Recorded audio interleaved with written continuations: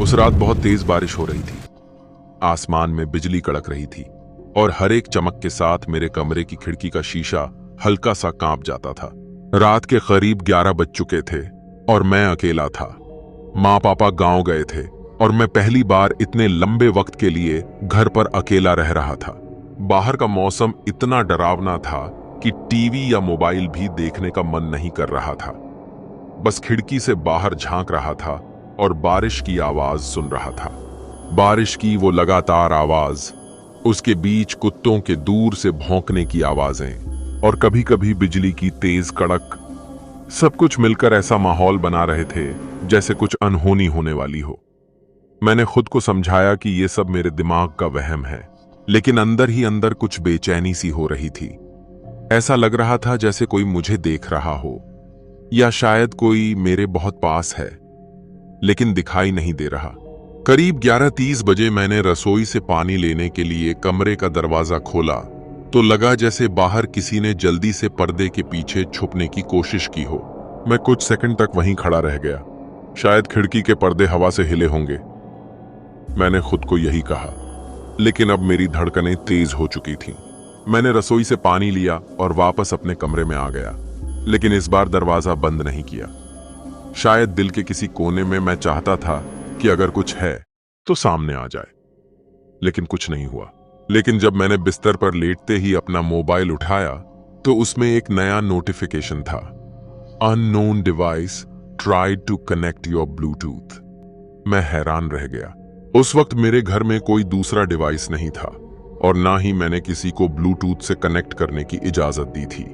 जैसे ही मैंने notification click किया, स्क्रीन एकदम ब्लैक हो गई और कुछ सेकंड बाद फोन खुद ही बंद हो गया। उस पल मुझे सच में डर लगने लगा। मैं सोच भी नहीं पा रहा था कि क्या करूं। कमरे की लाइट जल रही थी, लेकिन उस रोशनी में भी अब सब कुछ अजीब लगने लगा था। मैंने घड़ी की तरफ देखा। रात के 12 बज चुके थे। बाहर अब भी बारिश लगातार हो रही थी, लेकिन अब उस बारिश की आवाज के बीच मुझे एक और आवाज सुनाई दी, बहुत धीमी, जैसे कोई दरवाजे के पास खड़ा होकर कुछ बड़बड़ा रहा हो। मैंने पूरा ध्यान लगाया, लेकिन वो आवाज इतनी धीमी थी कि समझ नहीं आ रही थी। डर और जिज्ञासा के बीच मैं चुपचाप उठकर कमरे के दरवाजे तक गया। धीरे से दरवाजे को खोला और देखा, बाहर कोई नहीं था। मैंने पूरे हॉल में नजर दौड़ाई, किचन तक जाकर देखा, कोई नहीं। लेकिन फिर मेरी नजर मेन दरवाजे पर गई। वो थोड़ा सा खुला हुआ था। अब ये मुमकिन नहीं था, क्योंकि मैं इसे हमेशा बंद करके लॉक करता हूं, खासकर जब घर पर अकेला होता हूं। उस वक्त मेरी रीढ़ की हड्डी में सिहरन दौड़ गई। क्या कोई अंदर आया था? मैं तेजी से दरवाजे तक गया और बाहर झांका। बारिश इतनी तेज थी कि बाहर कुछ साफ दिखाई नहीं दे रहा था, लेकिन तभी मुझे ऐसा लगा जैसे गेट के बाहर कोई खड़ा हो, काला सा, छाया जैसा। जैसे ही मैंने गौर से देखने की कोशिश की, वो छाया वहां से गायब हो गई। शायद मेरी आंखों का धोखा होगा, मैंने खुद को समझाया, लेकिन मन नहीं मान रहा था। मैंने झट से दरवाजा बंद किया, अंदर से लॉक किया और धीरे धीरे कमरे की ओर लौटा।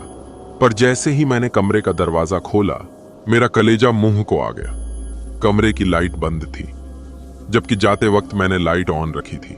कहीं फ्यूज तो नहीं उड़ा? मैंने स्विच दबाया, लेकिन लाइट नहीं जली।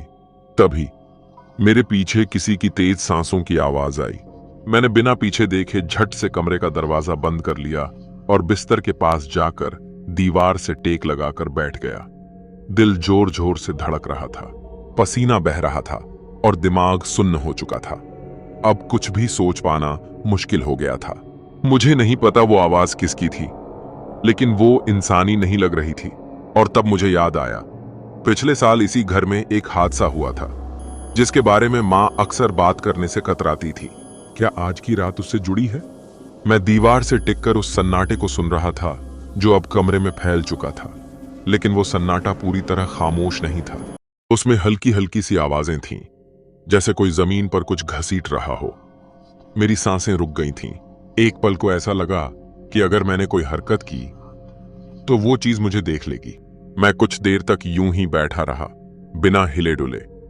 फिर धीरे धीरे हिम्मत जुटाकर मैंने अपने फोन को उठाया, लेकिन फोन अब भी बंद था।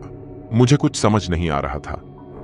इसी बीच कमरे की खिड़की के शीशे पर हल्की सी खटखट हुई, 3 बार, धीरे धीरे, जैसे कोई चाहता हो कि मैं ध्यान दूं लेकिन चौंकूं नहीं। मैंने खिड़की की ओर देखा। कुछ भी साफ दिखाई नहीं दे रहा था, लेकिन बारिश की बूंदें शीशे पर अब भी गिर रही थीं। मैं थोड़ा पास गया और जैसे ही खिड़की के पास पहुंचा, बाहर से किसी ने जोर से थपथपाया। जोर की आवाज से मेरा शरीर कांप उठा और मैं पीछे की ओर झटके से गिर पड़ा। अब मुझे यकीन हो चला था कि कुछ तो है, कोई है जो इस बरसात में, इस सन्नाटे में मेरे घर के बाहर है, या शायद अंदर भी। मैं भागकर कमरे के बाहर आया और सीधा रसोई की ओर गया, जहां कुछ पुराने औजार रखे थे। एक लोहे की रॉड मैंने पकड़ ली। डर तो बहुत लग रहा था, लेकिन उससे कहीं ज्यादा ये एहसास मुझे खा रहा था कि मैं अकेला नहीं हूं। उसी वक्त बिजली चली गई। पूरा घर अंधेरे में डूब गया।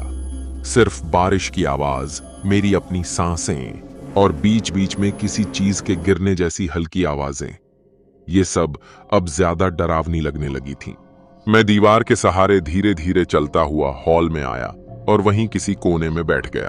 और तभी सीढ़ियों की पहली सीढ़ी पर कुछ भारी कदमों की आवाज सुनाई दी। अब मैं पूरी तरह बुत बना हुआ था। वो आवाज बिल्कुल धीरे धीरे नीचे आ रही थी, एक एक कदम जैसे कोई जानबूझकर बहुत संभल कर रख रहा हो। पर बात यह थी कि ऊपर कोई कमरा ही नहीं है।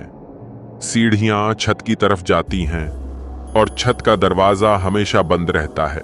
तो फिर कोई ऊपर कैसे गया था और अब नीचे कैसे आ रहा था? मैंने अपनी सांसें रोकीं और कमरे के एक कोने में बिल्कुल चुपचाप बैठा रहा। मेरी आंखें अंधेरे में कुछ भी नहीं देख पा रही थीं, लेकिन कान वो हर आवाज को पकड़ रहे थे। कदमों की वो आवाज अब थम गई थी। मुझे कुछ भी समझ नहीं आ रहा था। क्या वो यहीं खड़ा है? क्या वो मुझे देख रहा है? कुछ पल खामोशी छाई रही और फिर मेरे कान के बिल्कुल पास किसी की फुसफुसाहट सुनाई दी। तू भी उसे भूल गया? मैंने चीखना चाहा, लेकिन आवाज ही नहीं निकली। शरीर अकड़ गया। जब मैं थोड़ा होश में आया तो देखा कमरे की लाइट वापस आ गई थी और मैं अकेला था। न सीढ़ियों पर कोई था, न खिड़की पर कोई परछाई। सब कुछ जैसे कुछ मिनट पहले हुआ ही न हो। लेकिन जो सबसे अजीब बात थी, रसोई में रखी वो लोहे की रॉड अब मेरे पास नहीं थी। अगली सुबह बारिश थम चुकी थी। माँ पापा का फोन आया। मैंने कुछ नहीं बताया, बस यही कहा कि रात भर नींद नहीं आई। लेकिन कुछ दिनों बाद जब पापा लौटे और छत का ताला खोलकर ऊपर गए, उन्होंने वहां एक पुराना स्केच बुक पाया। उस पर किसी लड़की की तस्वीरें थीं और एक जगह लिखा था, वो लौटेगा उस रात जब बारिश होगी। मैंने कभी यह स्केच बुक नहीं देखी थी। किसकी थी और किस वो की बात की गई थी, ये सब आज भी मेरे लिए एक रहस्य है। लेकिन एक बात मैं कह सकता हूं, उस रात जो भी हुआ वो सिर्फ डरावना नहीं था, वो अधूरा था। जैसे किसी ने सिर्फ एक हिस्सा दिखाया हो, बाकी अभी बाकी हो। और तभी से हर बार जब बारिश होती है, मुझे वही आवाजें, वही खटखट और वही सांसें फिर से महसूस होती हैं। क्या आप सोचते हैं ये सब सच था, या फिर ये सब महज एक तन्हा बरसाती रात